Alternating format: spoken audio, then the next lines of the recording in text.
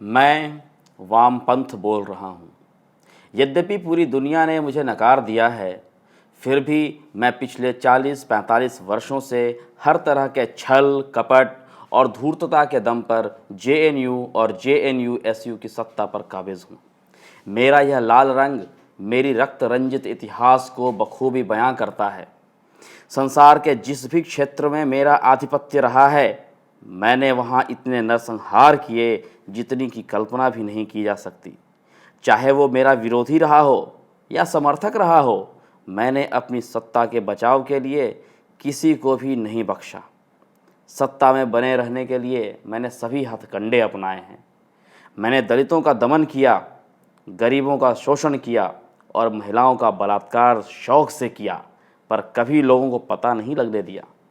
ऐसा करते रहने के बावजूद मैं स्वयं को हमेशा दलितों, गरीबों, पिछड़ों और महिलाओं के मसीहा के रूप में ही जाना जाता रहा हूँ और प्रस्तुत करता आया हूँ।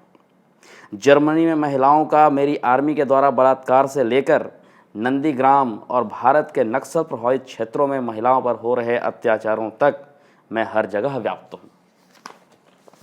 जेएनयू में भी मैं इसी तरह I saw, SFI, DSF, AISF, DSU, बासो जैसे मुखौटों के तौर पर व्याप्त हूँ। मैंने यहाँ के स्टूडेंट्स को भिन्न भिन्न तरीके से अपने जाल में फंसा रखा है। कोई भी मुझसे दूर नहीं जा सकता।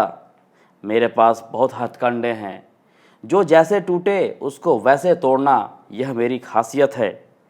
चाहे धर्म के नाम पर हो, चाहे जाति के नाम पर हो, चाहे क्षेत्र के नाम पर हो या लिंग के नाम पर हो, मेरे चलाए वाणों से कोई नहीं बच सका है। और इसी तरह पिछले 40-45 वर्षों से मैंने दीमक की तरह जेएनयू को खोखला किया है।